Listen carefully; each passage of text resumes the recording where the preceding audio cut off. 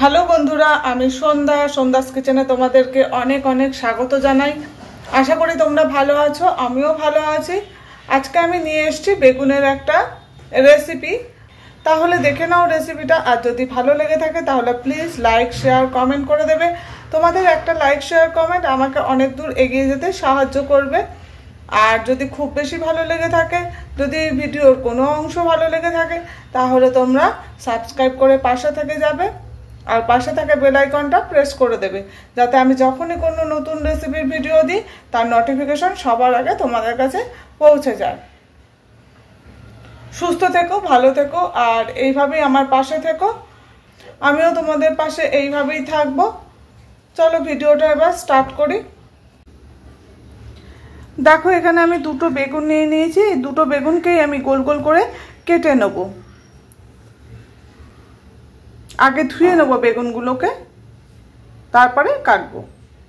বেগুনগুলোকে দেখো গোল গোল করে এরমভাবে কেটে নিয়েছি, মোটা মোটা করে। খুব বেশি কিন্তু পাতলা করলে হবে না।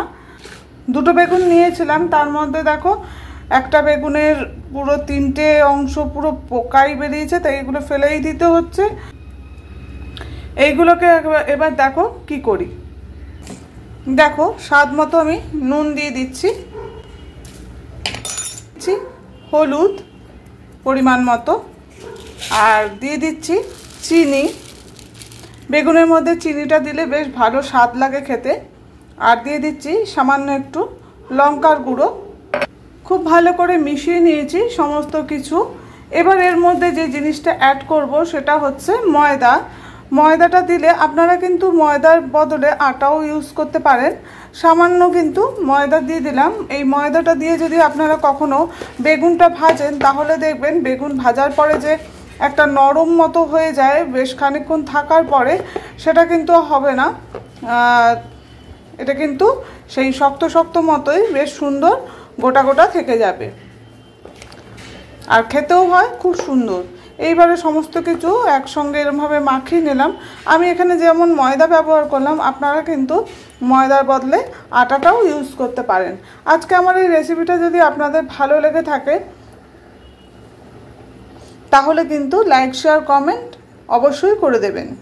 আর ভিডিওটা দেখার আগে অবশ্যই একটা লাইক দিয়ে দেবেন। আমি প্রত্যেকের ভিডিও দেখার সময় আগে লাইক করে দিই, তারপরে কিন্তু ভিডিওটা দেখতে থাকি। আর অনেকেই দেখছি আমার ভিডিওতে আসে, কমেন্ট করে চলে যায়। ভিডিওতে কোনো রকম ওয়াচ টাইম আমি দেখতে পাচ্ছি না, কোথায় যাচ্ছে ওয়াচ টাইমগুলো। যাই হোক, একটুখানি ভিডিওটা দেখার চেষ্টা করবেন। এবারে এই বেগুনটাকে আমি 15 থেকে 20 মিনিটের জন্য ঢাকা দিয়ে রেখে দেবো। 20 মিনিট পরে আমি কড়াই বসিয়ে দিয়ে দেখো তেল দিয়ে দিয়েছি। দেখো তেলটা থেকে কিন্তু ধোঁয়া উঠতে শুরু করে দিয়েছে। এবারে আমি একে একে বেগুনের যে পিসগুলো রয়েছে সেগুলো আমি তেলের মধ্যে দিয়ে দেবো। এইভাবে অবশ্যই একবার বেগুন ভাজা ট্রাই করে দেখবেন, খুবই ভালো লাগবে খেতে আশা করি। আমার একবারেই কিন্তু বেগুনগুলো ভাজা হয়ে যাবে। এবার উল্টে পাল্টে দিচ্ছি।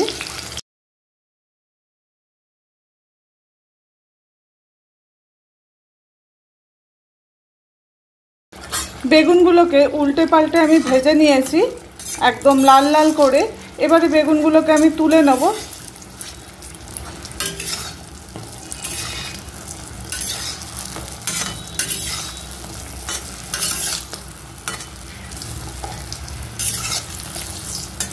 একটা প্লেটের মধ্যে আমি নিয়ে নিয়েছি। দেখুন, এইভাবে যদি করে নেন তাহলে কিন্তু আর নরম হয়ে যায় না। বেগুনগুলো ভাজার পরে যে একটা কীরকম হয়ে যায় সেটা কিন্তু আর হবে না, এই রকম থেকে যাবে।